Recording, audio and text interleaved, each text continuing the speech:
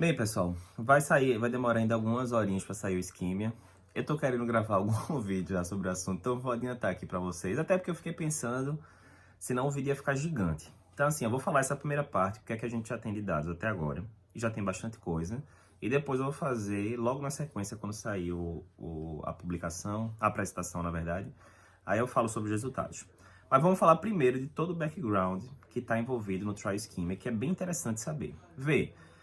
Quais são os trabalhos que a gente tem comparando terapia medicamentosa otimizada na doença coronariana crônica versus um procedimento de revascularização? Quando a gente vai lá para a década de 70, tem aqueles trials clássicos, né, que foi o VA, o European e o CAS, que compararam tratamento clínico versus revascularização cirúrgica. E esses trabalhos clássicos ajudaram a sedimentar o papel da cirurgia de revascularização miocárdica em pacientes com anatomia complexa, triarterial e por aí vai. Qual era a grande questão? Não tinha tratamento médico na época, na verdade. Sinceramente, você vai para o CAS, eu resumi esse artigo uns 8 anos atrás no site, um quarto dos pacientes usava aspirina, só. IECA não existia. O primeiro IECA surgiu no começo da década de 80. Estatina não existia. A primeira estatina foi em 1987, se eu não me engano, que foi a lavostatina. Então, as três medicações que mostraram de forma consistente diminuir a mortalidade na doença arterial coronária, duas não existiam e uma foi usada em um quarto dos casos. Ah, Eduardo, e beta-block? Beta-block diminui a mortalidade em alguns cenários específicos, como pós-infarto ou se tiver disfunção de VE. Mesmo assim, quando ia no CAS, 60%, por exemplo, usava beta-block. Então, as metas de pressão hoje em dia são muito mais agressivas, metas de lípidos muito mais agressivas, enfim. Então, sinceramente, tratamento clínico não existia, praticamente. Era medicação antianginosa e tal, mas era basicamente cirurgia versus placebo. Ou seja, tem nada a ver com a vida atual. Beleza. Quando a gente pega aí os últimos 10 anos, aí tiveram 3 trials importantes. 10 não, 12 na verdade, né? Um pouquinho mais, porque o Courage já tem mais tempo. Se a gente pegar aí 12, 15 anos para cá, então a gente tem 3 trials importantes de tratamento clínico versus tratamento intervencionista, né? O Courage clássico, todo mundo sabe, 2007, que foi do New England, não mostrou diferença de morte ou infarto quando comparando angioplastia versus tratamento clínico otimizado. Beleza. Depois a gente teve o BARI 2D, que foi o trial com pacientes diabéticos multiarteriais, ou seja, bronca grande, e aí randomizado para tratamento clínico versus intervenção. A intervenção podia ser cirúrgica ou percutânea, não teve diferença também. E depois a gente teve o FAME2, que via baseado em FFR e tal, se tratava ou não o paciente com intervenção percutânea, e não teve diferença de morte e infarto, teve uma diferença lá de revascularização de urgência, mas morte e infarto, que são os dois desfechos principais, não teve diferença. Ou seja, a gente tem 3 trials mostrando a ausência de diferença na coronariopatia crônica, tratamento clínico otimizado versus intervenção mais tratamento clínico otimizado. Ou seja, a princípio deixa em tratamento clínico otimizado e ponto final. Mas aí tem alguns problemas, 2 principais. Primeiro, esses estudos todos que a gente falou agora, o paciente era randomizado depois de ter a anatomia conhecida pelo CAT. O que é que poderia acontecer? Por exemplo, o COURAGE, quais são os critérios de inclusão?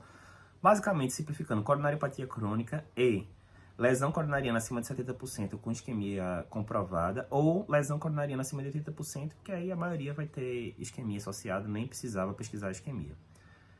Beleza, então, se eu te disser agora, esse caso você recebeu no seu hospital, digamos na época da randomização do curso, você recebeu um paciente com lesão na coronária direita com 70%, um pouquinho de isquemia na cintilo, e aí alguém fala, Eduardo, tu quer randomizar aí esse paciente para tratamento clínico ou angioplastia? Não, tá de boa, né? 70% ali de lesão na coronária direita, uma isquemia ali discreta, beleza, vamos randomizar? De boa. No outro dia chega um paciente com angina típica, CCS2, um acintilo com alto grau de isquemia anterior e vai para o CAT e tem uma lesão de 99% na DA proximal. Aí fala, Eduardo, vamos randomizar esse paciente também, a gente tá com aquele estudo lá, Courage, que eu te falei. Rapaz, vai randomizar nem a pau. O paciente tá com 99% de lesão em DA, tem isquemia importante no acintilo, vai randomizar não, amigo. Vai chamar outra aí, que esse daqui eu vou já pastar. Então, esse é um viés desses estudos prévios, porque disse que muitos pacientes que teoricamente poderiam se beneficiar com a revascularização, na verdade não foram randomizados porque o médico assistente falou, não vai, esse daqui não vai de jeito nenhum, eu vou revascularizar e ponto final. Primeiro problema, certo? Segundo problema, Esses estudos, eles têm subanálises ou tem outros estudos observacionais que foram feitos que sugerem que pacientes com isquemia mais importante se beneficiariam da revascularização, mas se for uma isquemia mais discreta, não. Qual é o problema? Nunca tinha sido feito um estudo que só colocasse gente com muita isquemia, resumindo. Então, a gente simplesmente não sabe se isso de fato acontece. Beleza, a galera falou, opa, logo depois teve o Courage, aquela coisa toda, o pessoal começou a bolar um trial novo que pegasse pacientes coronarianos crônicos com muita isquemia nos métodos de imagem, cintilo, ecostresse, enfim, que tivessem critérios de moderado ou alto risco. E aí a estratégia seria a seguinte, vamos fazer o seguinte, um grupo vai para a estratégia tradicional, que os guidelines recomendam, teste de moderado ou alto risco a gente manda para a CAT, e se o CAT vier com alguma coisa que dê para revascularizar, a gente revasculariza, certo? O outro grupo que vai ser a novidade, que a gente vai pegar o quê? Paciente com risco moderado ou alto, a gente não vai mandar para CAT, eu não quero nem ver qual o tamanho da bronca, para não me influenciar ali, e eu só vou mandar para CAT se o bicho pegar. Se o paciente tiver uma síndrome coronariana aguda ao longo do segmento, ou se mesmo com a terapia médica otimizada, esse paciente começar a ficar com sintoma muito limitante, pô, tô com angina CSS3 aqui, incomodando pra caramba, resolve esse problema, eu já tô usando 3 antiaginosos, beta-block, amlodipino, nitrato, tô gostando não, revasculariza. Não, beleza, então vamos mandar pro CAT. Então, basicamente é esse o desenho do isquemia, certo? A pergunta principal do isquemia é o seguinte, em paciente com coronariopatia crônica, teste não invasivo de risco moderado ou alto, reduz-se infarto ou morte, principalmente. Esses são os dois desfechos principais. Eu vou comentar depois a questão do desfecho daqui a pouco. A gente vai conseguir reduzir morte e infarto, mandando esse paciente para uma estratégia de CAT rotineiro e revascularização rotineira depois, ou tanto faz eu mandar ele para CAT e rotina ou simplesmente manter em tratamento clínico e ver o que acontece. A pergunta era essa. Aí o pessoal foi fazer o N lá, né? Não, quantos pacientes a gente vai ter que colocar? Pouco, 8 mil pacientes. 8 mil pacientes. Meu amigo, é gente que só o cão. Então, 8 mil pacientes a gente vai ter que colocar para conseguir ver a diferença de morte ou infarto. Aí tem lá o cálculo amostral, né? Teria um poder de 90% para mostrar 15% de redução nos eventos de morte e infarto nessa população, no grupo da revascularização. Isso baseado em umas subanálises do COGE e tal. Primeiro problema, eles consideraram que esses pacientes de risco moderado ou alto teriam mais ou menos 5% de evento ao ano de morte ou infarto. Quando você vai para as tabelas, pega aí o Brown, tem aquela tabela clássica, que a gente já botou aqui no Cardio Papers também, aquela tabela clássica. Pacientes de risco moderado, pelos testes não invasivos, teoricamente eles têm de 1 a 3% de risco de ter evento por ano. Alto risco acima de 3%. Então, para ter 5% ao ano, misturando risco moderado é importante, eu já achei um pouquinho estranho essa parte aí. Depois a gente vai discutir isso com o Dr. Renato Lopes, esses detalhes que ele participou do estudo. Mas, primeira coisa é isso, certo? Beleza, 8 mil pacientes, gente que só o cão. Aí eles falaram, desde o começo eles disseram, olha, vamos fazer o seguinte, é um estudo grande, vai ser caro para burro.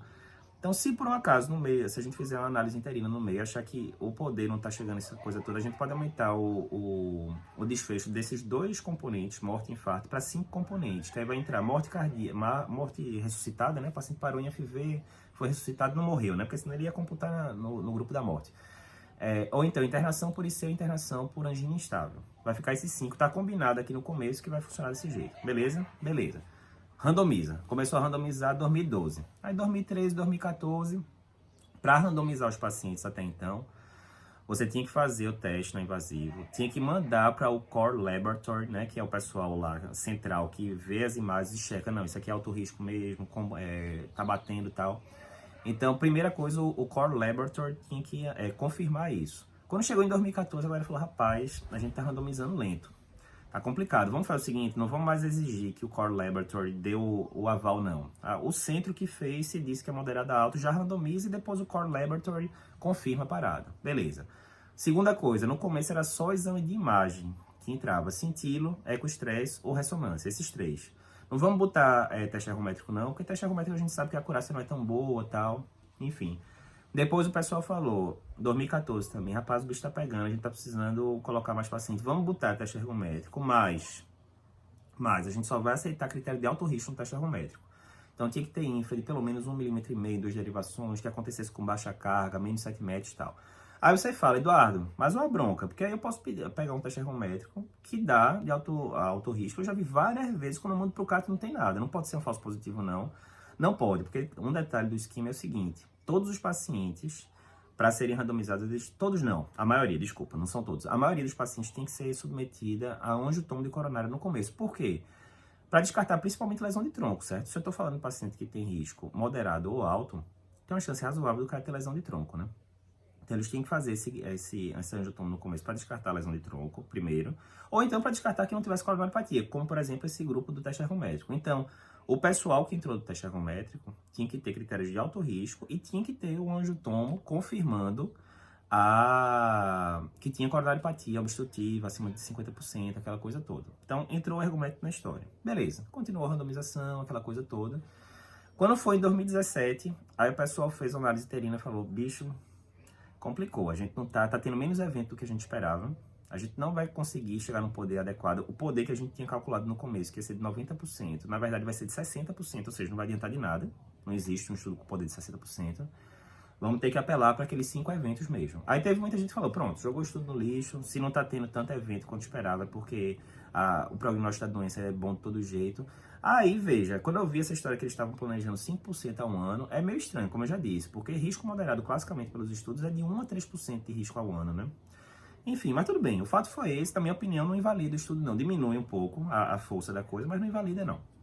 Em 2017 a galera falou, então, segue o jogo, a gente já tinha pré-especificado isso, vão ser esses 5 componentes e vamos ver no que é que dá, certo? Final da história. Vai ser publicado hoje, a gente ainda não tem o resultado, mas a gente tem um trabalho de fevereiro que saiu no JAMA Cardiology mostrando as características basais dos pacientes. E aí tem muita coisa importante aí. Primeiro, idade média dos pacientes 64 anos, certo? Prevalência de hipertensão acima de 70%, de diabetes acima de 40%, muito diabético, muito diabético. 19% dos pacientes já tinham tido algum infarto prévio, certo? E a maioria dos pacientes fez angiotomo. A maioria, não todos. Por quê? Primeiro, quando o clínico do paciente era abaixo de 60, ele falava, olha, é opcional fazer um angiotomo. Porque muitas vezes, digamos, certo? Eu tenho um paciente, eu vou dar um exemplo, eu tenho um paciente com clínico de 35, abaixo de 30 ele excluía do estudo. Mas o clínico de 35, que eu sei que se eu jogar 100, 120 ml de angiotomo, pode complicar da nefropatia por contraste. E esse paciente tem angina típica e fez um acintilo, por exemplo, que deu uma isquemia importante em parede inferior.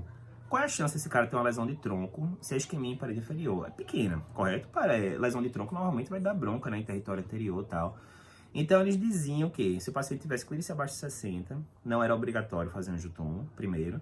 E segundo, se o paciente tem um CAT, o paciente fez um CAT 11 meses atrás, e aí mostrava lesões arteriais, ficou em tratamento clínico, e agora chegou para mim no ambulatório, reclamando de angina CSS2, foi a primeira vez que eu ouvi, eu pedi uma cintila de alto risco. Dá para randomizar no esquema? Dá. Tem um CAT já de 11 meses atrás, eu sei que é triarterial, ou seja, tem doença de fato. Não tinha lesão de tronco na época, o tronco era liso, não deve ter aparecido uma lesão de tronco de lá para cá, enfim. Então dava para randomizar sem ter angiotomo, mas a maioria dos pacientes fizeram. Beleza, então, 64 anos, a maioria homem, 3/4 dos pacientes homem, muita hipertensão, muita diabetes. 75% dos pacientes fizeram o teste com imagem, o principal foi cintilo, mais ou menos metade dos casos, depois ecoestresse, lá na rabeirinha, ressonância, 5% só dos pacientes, 25% mais ou menos, 24,5% fez teste ergométrico. Para ratificar que o teste ergométrico não era falso positivo e tal, o subgrupo de teste ergométrico era até mais grave do que a população geral do estudo, tinha mais lesão arterial, etc.